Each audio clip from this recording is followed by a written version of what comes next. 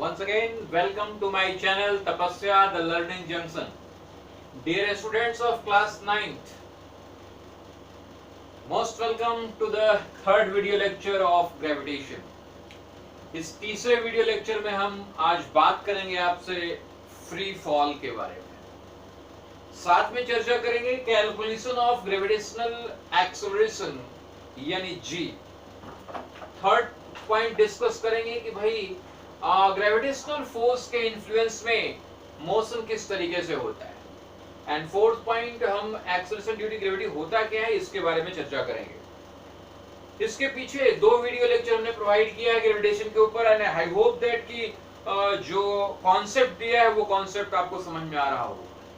अगर चैनल समझ में आ रहा है, चैनल के ऊपर चीजें आपको अच्छी लग रही है तो डेफिनेटली लाइक कर लीजिए, सब्सक्राइब कर लीजिए और बेल आइकन प्रेस कर दीजिए ताकि आपके पास हर नए वीडियो का अपडेट पहुंच जाए।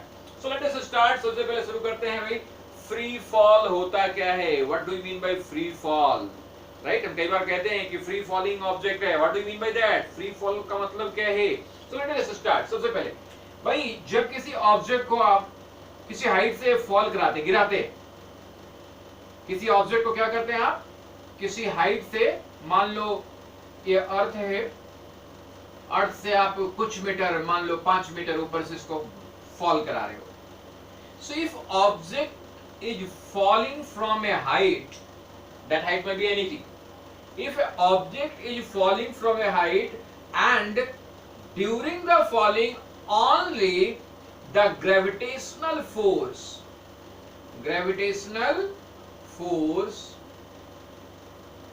of earth is acting on it. यानी एक ऑब्जेक्ट को हम किसी हाइट से गिरा रहे हैं और उस ऑब्जेक्ट के ऊपर गिरने के दौरान केवल अर्थ का ग्रेविटेशनल फोर्स लग रहा है और कोई फोर्स नहीं लग रहा है, तो हम कहते हैं कि ये ऑब्जेक्ट फ्रीली फॉल हो रहा है, right? Object is falling freely. Freely falling object के नाम से जानते हैं और कहते हैं कि ये फ्री फॉल है, राइट? हमने यहाँ पे डेफिनेशन लिखा है फ्री फॉल का, कॉपी कर लीजिएगा जरूर, कि the falling of an object from a height towards the earth under the gravitational force of the earth with no other force is acting on it, उसके ऊपर और कोई फोर्स नहीं लगना चाहिए उस दौरान, is called free fall and such a body is called free falling object or free falling body, right? तो फ्री फॉल जब भी क्वेश्चन पूछा जाए क्या जवाब देंगे कि किसी भी हाइट से ग्रेविटेशनल फोर्स, केवल और केवल ग्रेविटेशनल फोर्स के इन्फ्लुएंस के द्वारा कोई भी ऑब्जेक्ट जब अर्थ के ऊपर गिर रहा होता है तो उसे हम लोग क्या कहते हैं? फ्री फॉल कहते हैं। ध्यान ये रखना है, दिमाग में ये बात याद रखना है कि फ्री फॉल के दौरान ऑब्जेक्ट के ऊपर केवल और केवल ग्रेविटेशनल फोर्स काम करता है, उसके अलावा कोई भी और फोर्स काम नहीं करता। अगर ग्रेविटेशनल फोर्स के अलावा कोई और फोर्स उसके ऊपर लग रहा है तो definitely it is not called free falling. Okay, तो फ्री फॉल समझ में आया आपको? Okay, now come to the next point. अगले पॉइंट पे चलते हैं हम लोग कि जब एक ऑब्जेक्ट फ्री फॉल करता है, जब गिर रहा होता है तो क्या क्या होता है, राइट? आपने ये पढ़ा है कि जब भी एक मोशन होगा तो वहां पे कोई ना कोई फोर्स लग रहा होगा, राइट? पढ़ा है आपने? तो जरा सोचिए कि भाई एक ऑब्जेक्ट गिर रहा है तो इसके ऊपर फोर्स लग रहा है। किसका फोर्स लग रहा है? अर्थ का फोर्स लग रहा है। हमने आपको पिछले क्लासेस, पिछले वीडियो लेक्चर्स में बताया था कि भाई दो ऑब्जेक्ट जब भी एक दूसरे के ऊपर फोर्स लगाते हैं, इन्हीं को कहते हैं ग्रेविटेशनल फोर्स। हर एक ऑब्जेक्ट, और कैसे निकाला था याद है आपको कि that force is equal to mass multiplication of the mass of the both object यानी m1 into m2 divided by distance between them का स्क्वायर यानी d स्क्वायर, और ग्रेविटेशनल इक्वेट करने के लिए क्या किया था? Gravitational constant g। सो याद है? तो चलिए हम चर्चा करने जा रहे हैं कि भाई कैसे कैलकुलेट करेंगे g की। तो g होता क्या है पहले ये तो जान लें कि व्हाट इज g। g को हकीकत में कहते हैं acceleration due to gravity. g को क्या कहते हैं हम लोग? Acceleration due to gravity. यानी अर्थ के कारण, अर्थ के द्वारा जो फोर्स लगता है उस फोर्स के कारण जो एक्सेलरेशन प्रोड्यूस होता है उसे क्या कहते हैं? Acceleration due to gravity. तो हमने यहाँ पे डिफाइन करने की कोशिश की है एक्सेलरेशन ड्यू टू ग्रेविटी। क्या डिफाइन किया हमने कि whenever an object falls towards the earth, जब एक ऑब्जेक्ट पृथ्वी की ओर गिर रहा होता है, एंड एक्सेलरेशन इज इन्वॉल्व्ड, भाई कोई भी चीज गिर रहा है, मूव कर रहा है, तो डेफिनेटली एक्सेलरेट हो रहा है, acceleration is involved. This acceleration is due to the gravitational force of the earth. ये एक्सेलरेशन उस ऑब्जेक्ट के ऊपर क्यों लग रहा है? Due to the gravitational force of the earth, earth के ग्रेविटेशनल फोर्स की वजह से। Therefore, this acceleration is called acceleration due to gravity. इसीलिए हम लोग इसको कहते हैं क्या है? हम लोग कहते हैं acceleration due to gravity, and it is denoted by g. And याद रखेंगे, it is measured in meter per second square. वही जो acceleration का measuring unit है, वही unit है हमारा g का। यानी same thing, बिल्कुल जो एक्सेलरेशन नॉर्मल एक्सेलरेशन था वही एक्सेलरेशन यहाँ पे भी है। फर्क ये है कि यहाँ पे हम लोग फ्री फॉलिंग या फॉलिंग ऑब्जेक्ट के फॉलिंग में कंसीडर कर रहे हैं, राइट। तो जब भी एक ऑब्जेक्ट को हम कहीं से गिरा रहे होते हैं तो उसके ऊपर अर्थ का ग्रेविटेशनल फोर्स काम कर रहा होता है, और due to that acceleration produce होता है उस ऑब्जेक्ट में। और एक्सेलरेशन प्रोड्यूस होता है उस एक्सेलरेशन क्या कहते हैं हम लोग?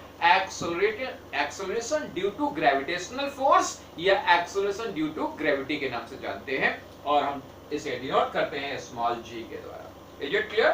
तो आई होप कि भाई एक्सेलरेशन ड्यू टू ग्रेविटी समझ में आया होगा। तो अब हम लोग आज चर्चा करने वाले हैं कि भाई कैसे कैलकुलेट करेंगे g की वैल्यू को। How will you calculate the value of g, how will you find and what will be it's value. तो लेट अस स्टार्ट, शुरू करते हैं हम लोग g की वैल्यू को फाइंड आउट करना, कि कैसे g की वैल्यू फाइंड आउट करेंगे। Okay, so listen my dear friend, g की वैल्यू फाइंड करना सीखने जा रहे हैं हम लोग। g की वैल्यू कैसे फाइंड आउट करेंगे ये हम बताने जा रहे हैं आपको। तो जरा ध्यान से समझने की कोशिश कीजिएगा। हमने आपको न्यूटन का सेकंड लॉ पढ़ाया था, कुछ याद है? अकॉर्डिंग टू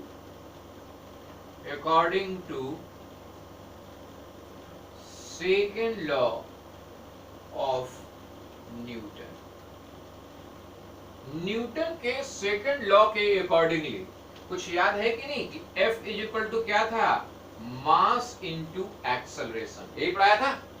एक ऑब्जेक्ट जब मूव कर रहा है with A defined acceleration a with a mass m, then the force will be exerted on it is m into a, mass into acceleration।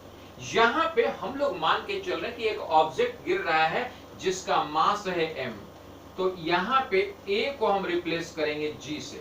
यानी जब हम चर्चा करेंगे कि भाई ऑब्जेक्ट जो है अर्थ की ओर गिर रहा है तो वहां पे एक्सेलरेशन कौन सा लगेगा? g लगेगा, यानी F is equal to m into g। ये क्लियर है? इसमें कोई डाउट तो नहीं? पहला नंबर डाल देते हैं, ठीक है? Is it clear? Okay, now according to universal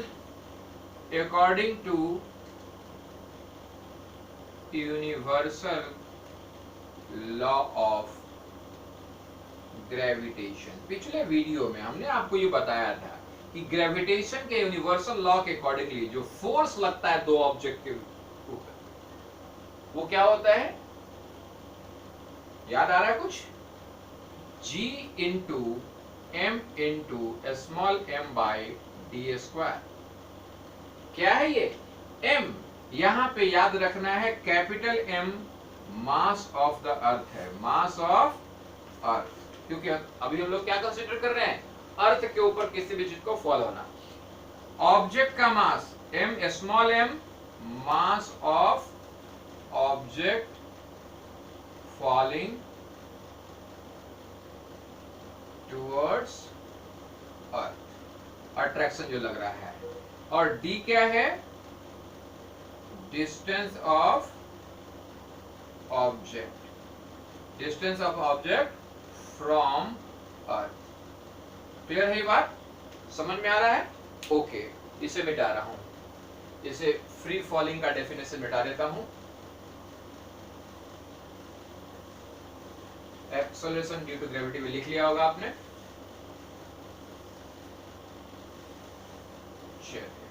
अब जरा इस चर्चा को आगे बढ़ाएं कि भाई F is equal to G into M by D square है, राइट? समझ में आ रहा है आपको? और F इज इक्वल टू हमने पहले क्या निकाला, mg। तो जरा इन दोनों इक्वेशन को ध्यान से देखिए। F is equal to mg, m mass का ऑब्जेक्ट फ्री फॉलिंग कर रहा है, और F is equal to G into M by D square. तो हम इस दोनों इक्वेशन की मदद से फ्रॉम इक्वेशन 1 एंड इक्वेशन 2 क्या लिख सकते हैं, mg is equal to G into M into small m by D square लिख सकते हैं कि नहीं लिख सकते? Is it clear? अब दोनों तरफ से ध्यान देखिए, मास ये m ऑब्जेक्ट जो फॉल हो रहा था उसका मास है, दोनों तरफ से m कैंसिल हो गया। ये कैपिटल M क्या है, मास ऑफ द अर्थ, यानी gravitational force G is equal to G into capital M by D square, जहां D क्या है, D है distance between the object to the earth, right? अब जरा सोचो, हम लोग कंसीडर कर रहे हैं, consider object is near the surface of earth. हम लोग क्या मान के चल रहे हैं कि object approximately near to the earth, surface of the earth है।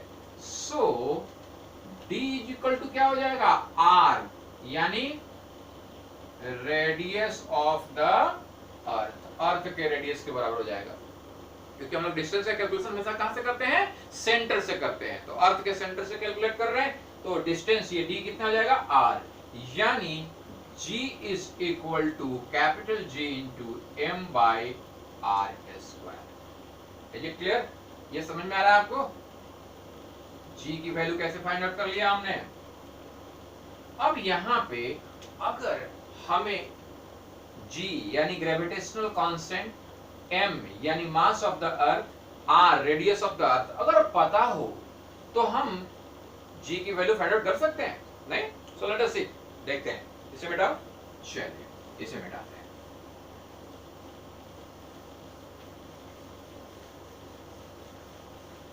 आराम से समझना है। अब हम लोग क्या कर रहे हैं, ये इक्वेशन का नंबर मान लो 3 डाल देते हैं। Now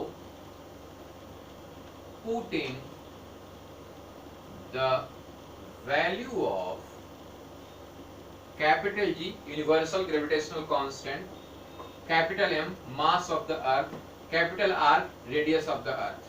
Now putting the value of GMR in equation number 3, यानी तो G is equal to क्या हो जाएगा, जरा मैं यहाँ पे देखिए वैल्यू लिख दिया है हमने, ये याद करना है आपको, you'll have to remember कि यूनिवर्सल ग्रेविटेशनल कांस्टेंट की वैल्यू कितनी होती है, 6.7 into 10⁻11 न्यूटन मीटर स्क्वायर पर केजी स्क्वायर, राइट? तो भाई G इज इक्वल टू हम क्या लिखने वाले हैं, 6.7 into 10⁻11 न्यूटन मीटर स्क्वायर पर KG square, right? G into M mass of the earth into M, इसे मिटा रहा हूं मैं, इक्वेशन 3 को यूज कर रहे हैं, इंटू M। मास कितना है भाई, मास ऑफ द अर्थ है 6 इंटू 2⁻24 kg, right? Divided by R square, R कितना है, radius of the earth 6.4 into 10⁻6 metre, और इसका पूरा स्क्वायर। क्लियर है यहां तक? अब जरा देखिए, इसको सॉल्व कीजिए। सबसे पहले मीटर स्क्वायर और ये मीटर स्क्वायर ये कैंसिल हो जाएगा, स्क्वायर है ये, metre square cancel, KG -2 power है और यहाँ पे केजी है, तो 1 केजी पर यहाँ पे 1 केजी पर कैंसिल हो जाएगा, तो न्यूटन पर केजी, यानी क्या आ जाएगा ये हमारा न्यूटन पर केजी। यानी आप इसको सॉल्व कीजिएगा तो ये आ जाएगा, आप सॉल्व करके क्या आ गया यहाँ पे ऊपर में न्यूटन, और 1 केजी यहाँ से कट गया तो पर केजी। न्यूटन पर केजी, जिसको आप लिख सकते हैं, क्या लिख सकते हैं, 9.8 मीटर पर सेकंड स्क्वायर, राइट, 9.8 मीटर पर second square. Is it clear? तो माय डियर फ्रेंड, ये जो आपने वैल्यू निकाला है 9.8 मीटर पर सेकंड स्क्वायर, ये वैल्यू हम लोग मोर एंड लेस कंसीडर करते हैं कि कांस्टेंट होता है अर्थ के सरफेस के ऊपर, more and less constant consider करते हैं, but this is not true. हम लोग क्या मान के चल रहे हैं, जरा समझने की कोशिश करिए, इसे मिटा रहा हूं। हम लोग मान के चल रहे हैं कि अर्थ कैसा है, अर्थ जो है पूरी तरीके से स्फेरिकल है। हम लोग क्या मान रहे हैं, हम लोग इसको कह सकते हैं मोर और less constant at the surface of earth. हम लोग मान के चलते हैं, ये मान के चलते हैं, but this is not true. Why not true? Because surface जो अर्थ है, अर्थ को जो हम लोग स्फीयर मान के चलो, ट्रूली स्फीयर नहीं है। आपको पता होना चाहिए कि जो अर्थ होता है उसका रेडियस इंक्रीज करता है। अर्थ का रेडियस, अर्थ का जो रेडियस होता है इंक्रीज करता है as we move from its pole to equator. ये बात याद रखिएगा अच्छे तरीके से, ये पॉइंट याद रखिएगा। जैसे जैसे अर्थ के सरफेस पे हम पोल से इक्वेटर की तरफ बढ़ते हैं, वैसे वैसे रेडियस का साइज, जो अर्थ का रेडियस का साइज हो, वो बढ़ते जाता है। अब जरा सोचिए, इस इक्वेशन को ध्यान से देखिए। हमारा इक्वेशन क्या था? हमारा इक्वेशन था G इक्वल टू क्या निकला था? G इक्वल टू क्या निकला था? Capital G into m by R square, यही निकला था। यूनिवर्सल ग्रेविटेशनल कांस्टेंट है, m भी कांस्टेंट है, लेकिन r हम मान तो रहे हैं कि कांस्टेंट है, radius of the earth sphere मानते हुए, लेकिन this is not true. True क्या है कि हमारा जो अर्थ पूरी तरीके से स्फीयर की तरह नहीं है, उसका रेडियस पोल से इक्वेटर पे जाने पे क्या होता है, बढ़ते जाता है। तो पोल पे रेडियस छोटा है, कम है, और इक्वेटर पे ज्यादा है। इसका मतलब g की वैल्यू पोल पे ज्यादा होगा, इक्वेटर पे कम। That means value of G is more at pole than equator। ये कहां से समझ में आया? ये इस पॉइंट से समझ में आया कि हम जानते हैं कि अर्थ का रेडियस जैसे जैसे हम पोल से इक्वेटर की तरफ बढ़ते हैं, उसका साइज क्या होते जाता है, बढ़ते जाता है। यानी r बढ़ रहा है, r बढ़ रहा है, इसका मतलब g क्या हो रहा है, घटते जा रहा है। यानी इक्वेटर पे जाकर के g की वैल्यू क्या हो जाएगी, कम, और पोल पे सबसे ज्यादा। And that's why you must remember, g की वैल्यू सबसे ज्यादा कहां पे होती है, पोल पे होती है। ये क्वेश्चन पूछा जा सकता है कॉम्पिटिटिव एग्जाम में कि at which surface of the earth the value of the g is highest. You'll have to give the reply at pole. And at which place g is minimum? So at equator. Is it clear? तो I hope that कि भाई acceleration due to gravity का concept पूरी तरीके से clear हो गया होगा, राइट? अगर ये कॉन्सेप्ट क्लियर है तो मिटाइए हमें यहां से। तो भाई आपने अभी एक्सेलरेशन ड्यू टू ग्रेविटी होता क्या है, कैसे निकालेंगे, ये सारा कुछ फाइंड आउट किया। मैथमेटिकल टर्म्स छोटा सा है लेकिन बहुत ही आसान है, कहीं कोई दिक्कत नहीं वाली। कॉम्पिटिटिव एग्जाम में केवल 2 पॉइंट्स यहाँ पे डिस्कस किए जा सकते हैं कि भाई क्या g की वैल्यू कांस्टेंट होती है, तो ऑफ कोर्स हम लोग यही कहेंगे कि g की वैल्यू अप्रॉक्सीमेटली सरफेस पे कांस्टेंट होती है, लेकिन चूंकि हकीकत में अर्थ स्फीयर नहीं है, इसलिए रेडियस का साइज चूंकि चेंज हो रहा है, पोल पे सबसे कम और इक्वेटर पे सबसे ज्यादा, और यही कारण है कि इक्वेटर पे सबसे ज्यादा सबसे कम g की वैल्यू होती है, right? So now come to the last point. भाई हम डिस्कस करने जा रहे हैं आखिरी पॉइंट आपसे कि motion of object under the influence of gravitational force of the अर्थ। जरा सोचिए, जब हम लोग ग्रेविटेशनल फोर्स ऑफ द अर्थ के इन्फ्लुएंस में कोई ऑब्जेक्ट गिराते हैं, इसके लिए एक एक्सपेरिमेंट कर लेते हैं। एक्सपेरिमेंट आप क्या करो कि आप एक स्टोन का पीस ले लो, take a stone piece, right? और एक पेपर का टुकड़ा ले लो, एक स्टोन का और एक पेपर का। और चढ़ जाओ अपने घर के सेकंड फ्लोर पे, थर्ड फ्लोर पे, कहीं पे भी जहां मन करे, और दोनों को एक साथ छोड़ दो, just drop it. Second floor से मान लो आपने दोनों को, इसको पेपर के पीस को और स्टोन के पीस को, दोनों को एक साथ ड्रॉप किया, दोनों को एक साथ क्या कर दिया, ड्रॉप किया। तो आप देखोगे, पाओगे कि जो स्टोन पीस था, स्टोन वो पहले आकर के जमीन से टकराया, और जो पेपर का पीस था, पेपर वाला टुकड़ा, वो बाद में आकर के गिरा, टच करता है। इसका क्या मतलब है? क्या स्टोन के ऊपर फोर्स ज्यादा लग रहा है? क्या पेपर के ऊपर फोर्स कम लग रहा है? जवाब आप अपने इस इक्वेशन से दे सकते हैं। अभी अभी आपने क्या देखा था? आपने क्या देखा?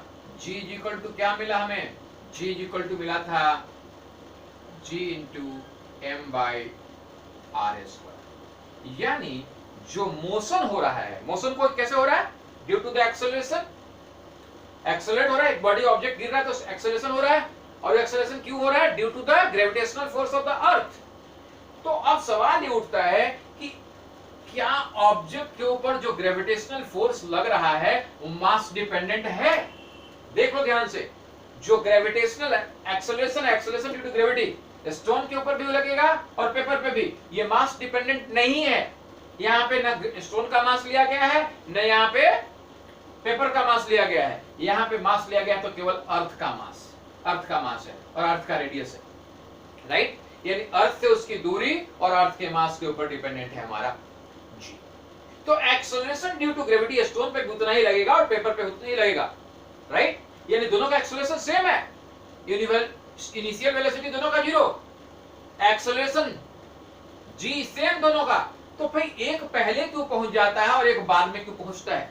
तो याद रखो, ये कारण होता है फ्रिक्शनल फोर्स का। ये क्यों होता है? Due to frictional force. ये बात याद रखना है, क्वेश्चन में कॉम्पिटिटिव एग्जाम में पूछे जाते हैं कि whenever we are dropping a stone piece and paper, a stone comes to the earth fast earlier and paper come later on. What will the reason behind that? आपको जवाब देना है कि सर दोनों का एक्सेलरेशन सेम होगा, दोनों का एक्सेलरेशन सेम होगा। अर्थ के ऊपर दोनों के साथ नहीं पहुंचने का कारण है फ्रिक्शनल फोर्स। स्टोन का साइज छोटा होने की वजह से उसके ऊपर जो फ्रिक्शनल फोर्स लगेगा वो कम लगेगा और इसलिए वो जल्दी पहुंच जाएगा, रुकावट कम है रास्ते में। और पेपर का पीस हल्का है, उसका एरिया, सरफेस एरिया ज्यादा है, उसके ऊपर एयर का जो फ्रिक्शनल फोर्स है वो ज्यादा लगेगा, और एयर का फ्रिक्शनल फोर्स ज्यादा लगने की वजह से इसके मोशन में रुकावट आएगी और ये देर से पहुंचे, राइट? अब आप क्या करो, इसी एक्सपेरिमेंट को रिपीट करो। क्या रिपीट करो? एक आप ग्लास ट्यूब ले लो, एक आप ग्लास ट्यूब ले लो, राइट? और इसके अंदर से एयर जो है सक करो, suck the air from the glass tube, इससे एयर सक कर लो। अब इसके अंदर स्टोन का जो पीस है और जो पेपर का पीस है, इन दोनों को एक साथ गिराओ, तो देखोगे कि ये बॉटम पे दोनों एक साथ पहुंच रहे हैं। यानी स्टोन पीस और पेपर पीस दोनों एक साथ बॉटम पे आ रहे हैं, दोनों एक साथ आ रहे हैं, एक साथ। What do you mean? यहां से इस ग्लास के अंदर हमने एयर को निकाल लिया, यानी वैक्यूम क्रिएट कर दिया। कैसा कर दिया? इसके अंदर वैक्यूम। यानी अब there is no frictional force of the air inside this glass tube, and whenever inside this glass tube we are falling a stone and paper piece, acceleration due to gravity तो लगेगा ही। तो acceleration due to gravity लग रहा है, दोनों का acceleration g, इसके ऊपर भी g सेम। और आपको मैं बार बार दिखाने की कोशिश कर रहा हूं कि g is equal to capital G into m into pi r square है। यानी ये मास डिपेंडेंट नहीं है कि एक ऑब्जेक्ट भारी है, एक ऑब्जेक्ट हल्का है तो भारी वाला जल्दी पहुंच जाएगा और हल्का वाला देर से। नहीं, वो तो फ्रिक्शन की वजह से ऐसा हो रहा था। यहां पे देखेंगे कि दोनों एक साथ सरफेस के ऊपर स्ट्राइक करेंगे। तो आई होप आपको ये समझ में आया होगा कि जब भी एक ऑब्जेक्ट किसी हाइट से फॉल होता है तो उसके ऊपर एक्सेलरेशन सेम काम करता है। कौन सा एक्सेलरेशन काम करता है? Acceleration due to gravity g, जिसकी वैल्यू अर्थ के सरफेस पे लगभग 9.8 होती है। डजंट मैटर कि वो ऑब्जेक्ट छोटे साइज का, बड़े साइज का है, बहुत भारी है, हल्का है, डजंट मैटर। राइट। लेकिन जब कोई चीज गिरता है तो फ्रिक्शनल फोर्स तो लगेगा, एयर में फ्रिक्शन है, तो due to the frictional force जिसका सरफेस एरिया ज्यादा होगा वो देर से पहुंच पाएगा अर्थ के ऊपर, और जिसका सरफेस एरिया कम होगा वो जल्दी पहुंच पाएगा। Is it clear? एंड अगर वैक्यूम में यही काम करे तो हर हाल में दोनों सेम टाइम पे स्ट्राइक करेगा सरफेस पे। ओके, तो आई होप कि भाई आपको ये बात समझ में आई होगी कि जब भी एक ऑब्जेक्ट किसी हाइट से फॉल होता है तो उसके ऊपर क्या काम करता है? एक्सेलरेशन ड्यू टू ग्रेविटी काम करता है, right? Acceleration due to gravity काम करता है। और ये क्यों काम करता है? Due to the gravitational force of the Earth, क्योंकि आपने यही पढ़ा है कि दुनिया का हर एक ऑब्जेक्ट दूसरे ऑब्जेक्ट के ऊपर फोर्स एक्सर्ट करता है, और वो फोर्स कितना होता है? F equal to G, universal constant G into m by D square, right? तो आप ये जो कॉन्सेप्ट यहाँ पे देख रहे हो उस कॉन्सेप्ट को अच्छे तरीके से दिमाग में बिठा लो, काफी ज्यादा इंपॉर्टेंट है। अब नेक्स्ट वीडियो लेक्चर में, यानी चौथे वीडियो लेक्चर में हम इससे आगे की बात करेंगे। हम बात करेंगे मास की, हम बात करेंगे वेट की, इन सारी चीजों के बारे में डिटेल डिस्कशन करेंगे। तो माय डियर, मैं आपसे फिर से एक ही चीज कह रहा हूँ कि आप अभी ये जो 9th क्लास है कॉम्पिटिटिव एग्जाम के लिए बहुत ज्यादा इंपॉर्टेंट है। यानी जब आप 11th में 12th में जाकर के नीट की तैयारी करना चाहोगे, IITs की तैयारी करना चाहोगे, तो ये जो चैप्टर्स हैं 9th क्लास के जो चैप्टर्स हैं वो बहुत ज्यादा इंपॉर्टेंट रोल अदा करते हैं, राइट? वो सबसे ज्यादा, यानी जो न्यूमेरिकल पार्ट्स हैं वो 9th के पेपर में सबसे ज्यादा है, 9th के जो टॉपिक्स उनमें सबसे ज्यादा है, और इसलिए 9th का जो बेस है वो आपके IITs के प्रिपरेशन में, नीट के प्रिपरेशन में बहुत मदद करता है। सो इस कॉन्सेप्ट को अच्छे तरीके से क्लियर कीजिए। अब नेक्स्ट वीडियो में मिलते हैं, तब तक के लिए जय हिंद, जय भारत।